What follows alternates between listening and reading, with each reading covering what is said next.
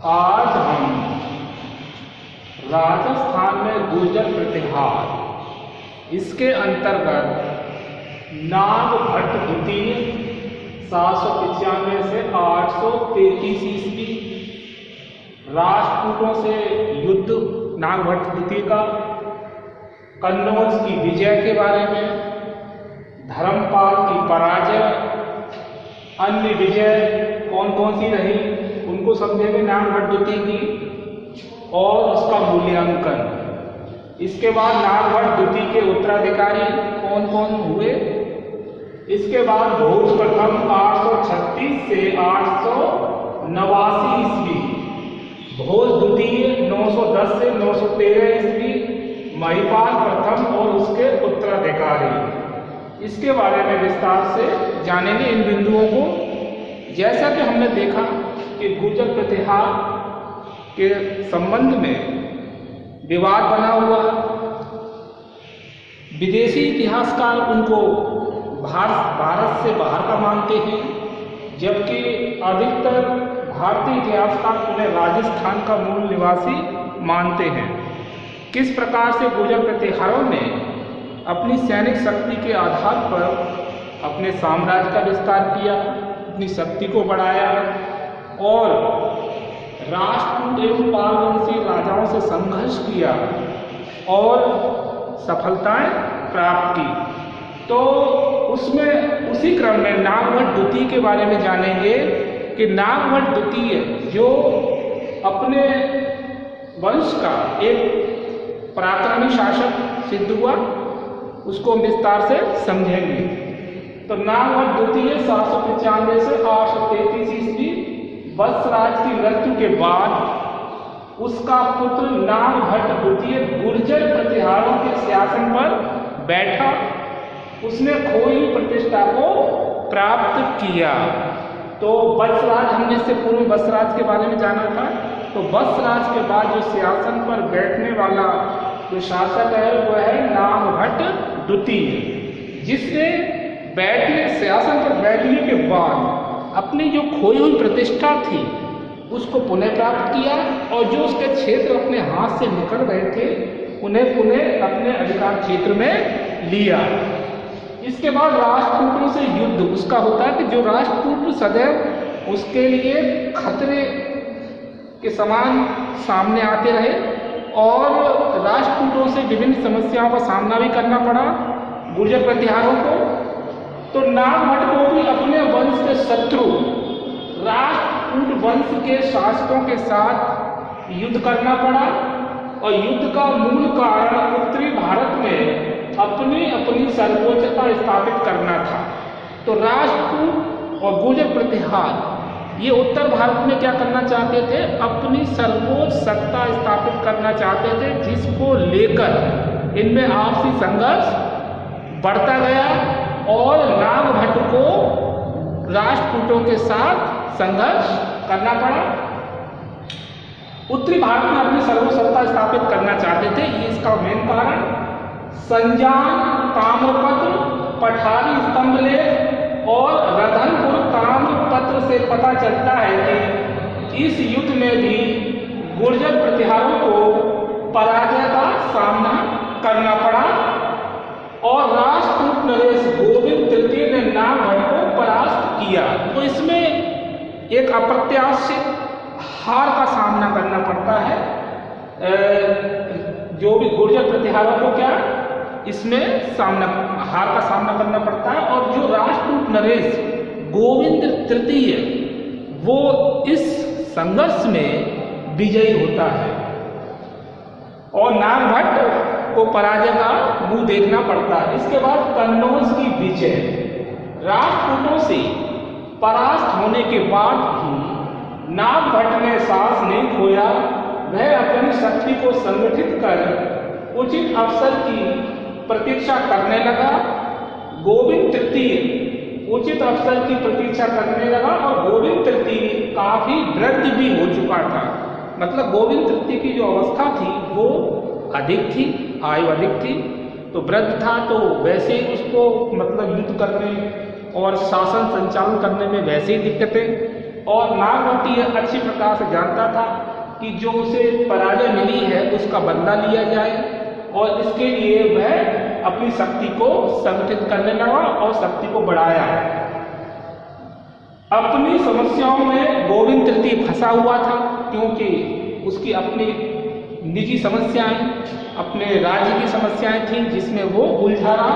इसी उलझन का नागभट्ट द्वितीय ने लाभ उठाया। अनुकूल अवसर पाकर नागभट्ट द्वितीय ने अपने राज्य का विस्तार किया, कन्नौज पर आक्रमण कर दिया और चक्रा युद्ध को परास्त करके कन्नौज राज्य को जीत लिया। अब ये चक्रा युद्ध जो है वो एक तरह से आश्रित राजा है। चक्रा युद्ध जो वो ऐसा शासक नहीं है, एक तरह से आश्रित राजा था। किसका? धर्मपाल का। तो चक्रा युद्ध को पराजित करके कन्नौज जो राज्य को नागभट्ट द्वितीय क्या करते हैं?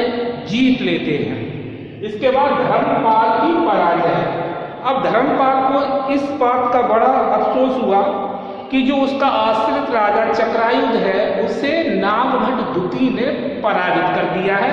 तो इससे वो ज्यादा नाराज हुआ और उसने यह निश्चय किया कि वह नागभट्ट द्वितीय से इसका बदला लेगा, और इसीलिए चक्रायुध धर्मपाल का आश्रित राजा था। अतः धर्मपाल ने नागभट्ट द्वितीय को सबक सिखाने का निश्चय किया और नागभट्ट द्वितीय के विरुद्ध युद्ध के लिए चल पड़ा। घमासान युद्ध में धर्मपाल की पराजय हुई।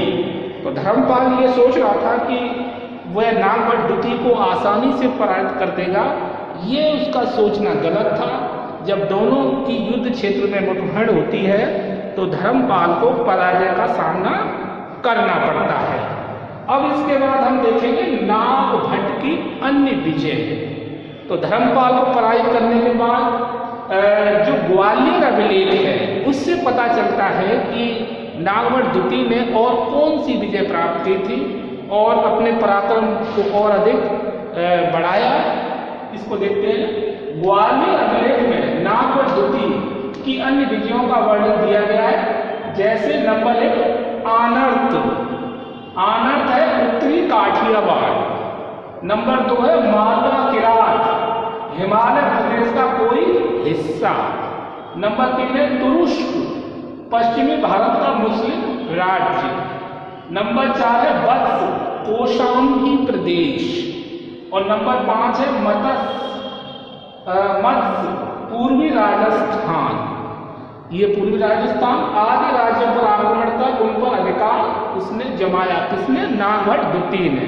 तो ये आनर्त, मालवा, तुरुष्क, वत्स, मत्स्य, इन पर उसका अधिकार स्थापित हुआ। तो ये उसकी बहुत बड़ी उपलब्धि थी कि उसने अपनी सैनिक शक्ति के बल पर नागभट्ट द्वितीय ने ये सफलताएं प्राप्त की। इसके बाद उसका मूल्यांकन के रूप में हम देखते हैं कि नागभट्ट अपने समय का पराक्रमी शासक हुआ। राष्ट्रकूट नरेश गोविंद तृतीय से पराजित होने के बाद भी उसने अपना धैर्य नहीं खोया और वह निरंतर अपनी शक्ति को बढ़ाता रहा, शक्ति को संचय करता रहा।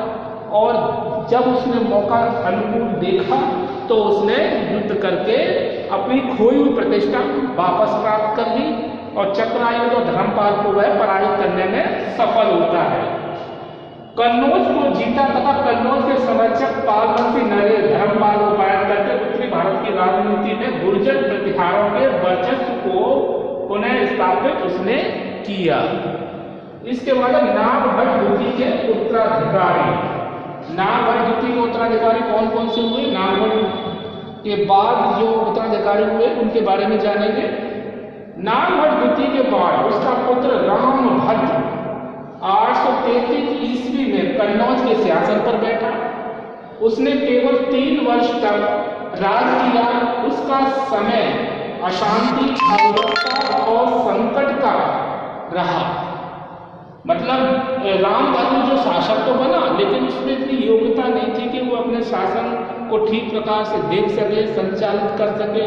और इसी कारण से उसने 2-3 वर्ष ही कुल मिलाकर उसने 3 वर्ष शासन किया और उसका समय अशांति और अव्यवस्था से भरा रहा, क्योंकि जब राजा के पास सही डिसीजन लेने का मतलब योग्यता न हो, उसमें निर्णय लेने की क्षमता न हो, तो अशांति और संकट की स्थिति हमेशा बनी रहती है। ऐसा ही रामभद्र के शासन काल के दौरान देखने को मिलता है। किंतु रामभद्र ने अपने सामंतों की सहायता से अपने शत्रुओं का दमन किया। तो रामभद्र ने क्या किया, अपने सामंतों की सहायता से शत्रुओं को दमन करने में फिर भी वह सफल रहा। जो उसके लिए नई नई समस्याएं खड़ी कर रहे थे, तो उसको वह दबाने में सफल रहा सामंतों के सहयोग से। इसके बाद भोज प्रथम 836 से 889 ईस्वी 889 रामभद्र के बाद उसका पुत्र भोज 836 ईस्वी में सिंहासन पर बैठा। कब बैठा? भोज 836 ईस्वी पे सिंहासन पर। उसे मिहिर भोज भी कहा जाता है, मिहिर भोज। उसने 889 ईस्वी तक शासन किया। वह अपने वंश का पराक्रमी शासक हुआ। तो मिहिर भोज अपने समय में एक बहुत इसकी अपनी कीर्ति पताका इतिहास में देखने को मिलती है।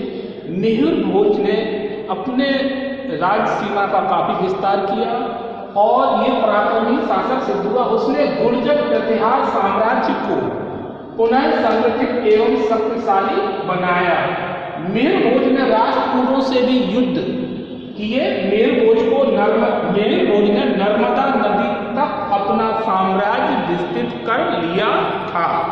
तो इतिहास में मिहिर भोज का नाम विशेष उल्लेखनीय है और इसने अपनी सैनिक शक्ति और दूरदर्शिता के आधार पर अपने साम्राज्य का विस्तार किया।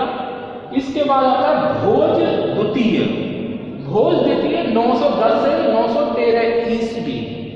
मिहिर भोज प्रथम के बाद उसका पुत्र महेंद्रपाल 885 ईस्वी में सिंहासन पर बैठता है।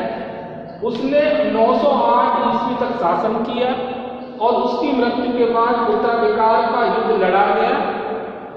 महेंद्रपाल के दो पुत्रों भोज द्वितीय और महिपाल प्रथम का उल्लेख मिलता है। दोनों में उत्तराधिकार के लिए संघर्ष हुआ, जिसमें भोज द्वितीय सफल रहा और सिंहासन पर बैठा। तो भोज द्वितीय जो है वो महेंद्रपाल का पुत्र और अपने भाई से उत्तराधिकार के लिए संघर्ष होता है, जिसमें वह महिपाल प्रथम का उल्लेख मिलता है। दोनों उत्तराधिकारियों के लिए संघर्ष हुआ, जिसमें भोज द्वितीय जो था वो सिंहासन प्राप्त करने में सफल होता है।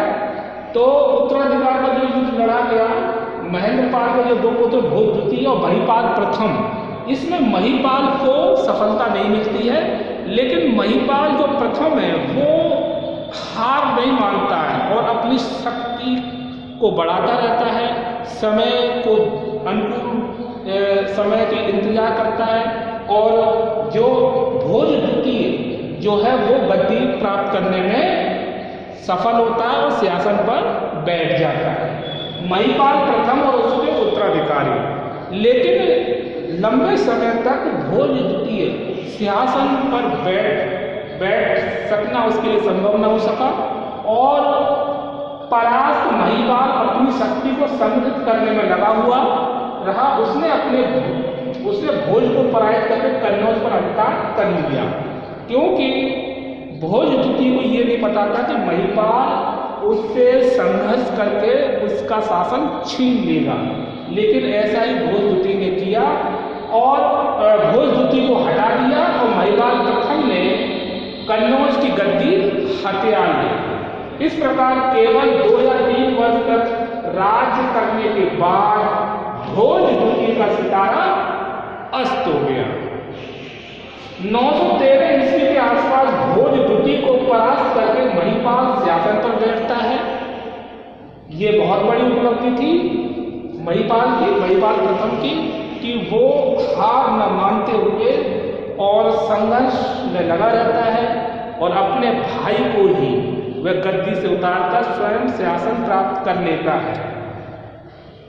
उसे इतिहास में इसको महिपाल को इतिहास में और नाम से भी जाना जाता है। दो नाम हैं, विनायक पाल और हैरम्ब पाल।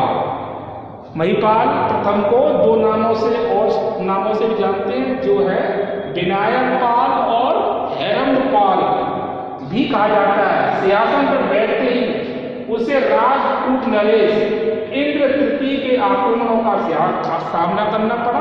किसके? राष्ट्रकूट नरेश। अब ये राष्ट्रकूट और पाल वंशी जो राजा रहे, ये हमेशा मौके की तलाश में रहे।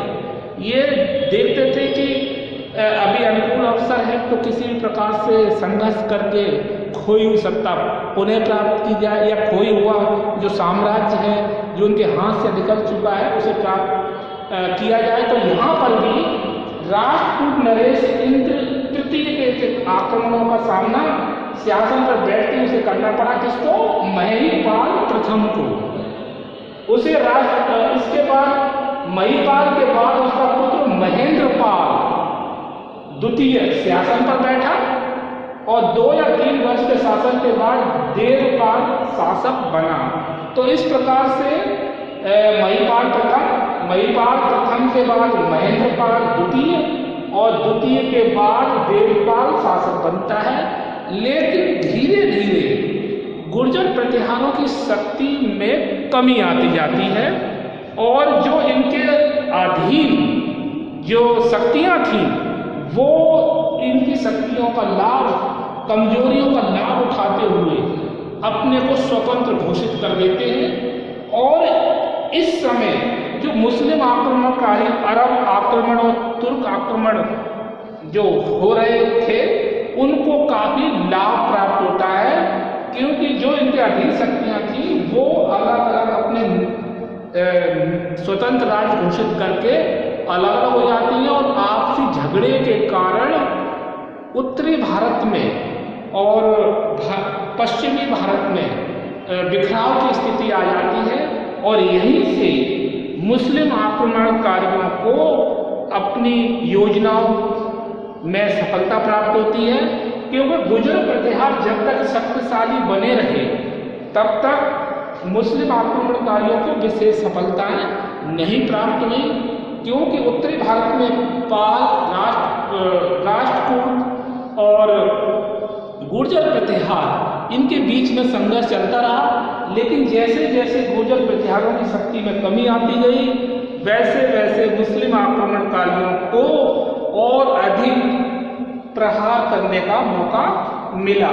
तो आज हमने इस वीडियो में राजस्थान में गुर्जर प्रतिहार के अंतर्गत नागभट्ट द्वितीय 795 से 833 ईस्वी राष्ट्रकूटों से उनका युद्ध होता है, जिसमें नागभट्ट को गोविंद तृतीय के द्वारा असफलता हाथ लगती है, लेकिन कन्नौज की विजय में वह सफल होता है और नागभट्ट को विजय प्राप्त होती है।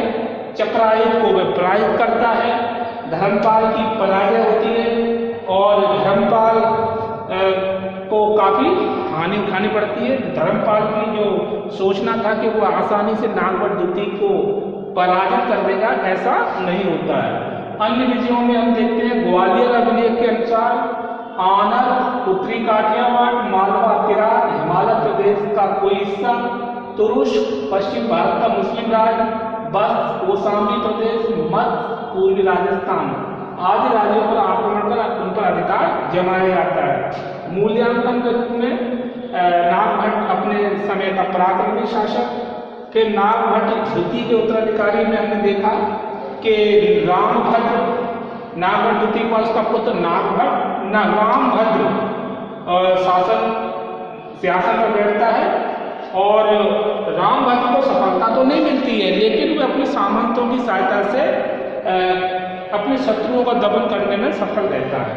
भोज प्रथम 836 से 889 ईस्वी और रामभद्र के बाद उसका पुत्र भोज 836 ईस्वी में सिंहासन पर बैठा, उसे मेर भोज की भी कहा जाता है और ये पराक्रमी शासक हुआ। इसने अपने साम्राज्य का विस्तार किया, नर्मदा नदी तक इसका साम्राज्य विस्तृत हो चुका था। भोज द्वितीय मेर भोज प्रथम के बाद उसका पुत्र महेंद्रपाल 885 ईस्वी में सिंहासन पर बैठा, उसने 908 ईस्वी तक शासन किया। उसकी मृत्यु के बाद उत्तराधिकार का युद्ध लड़ा जाता है, क्योंकि महेंद्रपाल के दो पुत्र थे, भोज द्वितीय और महिपाल प्रथम का उल्लेख मिलता है। दोनों में उत्तराधिकार के लिए संघर्ष हुआ, जिसमें भोज द्वितीय सफल रहा और सिंहासन पर बैठा, लेकिन महिपाल प्रथम उसके उत्तराधिकारियों में। तो महिपाल बाद में अपने गद्दी प्राप्त करने में सफल होता है। पहले वह असफल रहा था, लेकिन कन्नौज पर अधिकार कर लिया। इस प्रकार केवल 2 या 3 वर्ष तक राज करने के बाद भोज द्वितीय का शासन सूर्य अस्त हो जाता है और 913 ईस्वी के आसपास भोज द्वितीय को प्राप्त करके महिपाल सिंहासन पर बैठ जाते हैं। उसे विनायक पाल और हेम्बरपाल भी इतिहास में जाना जाता है इस नाम से। और सिंहासन पर बैठते उसे राजपूत नरेश इंद्र तृतीय के आक्रमणों का सामना करना पड़ा और महिपाल के बाद उसका पुत्र महेंद्रपाल द्वितीय सिंहासन पर बैठा। 2 या 3 वर्ष के शासन के बाद देवपाल शासक बनता है। तो आज हमने इस वीडियो में गुर्जर प्रतिहारों की शक्ति और शासकों के बारे में विस्तार से जाना और गुर्जर प्रतिहारों की शक्ति मतलब कमी आना और उनकी स्थिति कमजोर होने का एक तरह से परिणाम यह निकलता है। निष्कर्ष रूप में देखें तो इससे भारत की शक्ति वास्तविक रूप में कमजोर होती है और इसका लाभ मुस्लिम आक्रमणकारियों को मिलता है, क्योंकि इसके बाद उत्तर भारत और उत्तर पश्चिम जो भारत है वहाँ पर एक तरह से राजनीतिक बिखराव की स्थिति आ जाती है। तो आज इस वीडियो में इतना ही। इसके आगे हम नेक्स्ट वीडियो में अगला टॉपिक समझेंगे। ओके।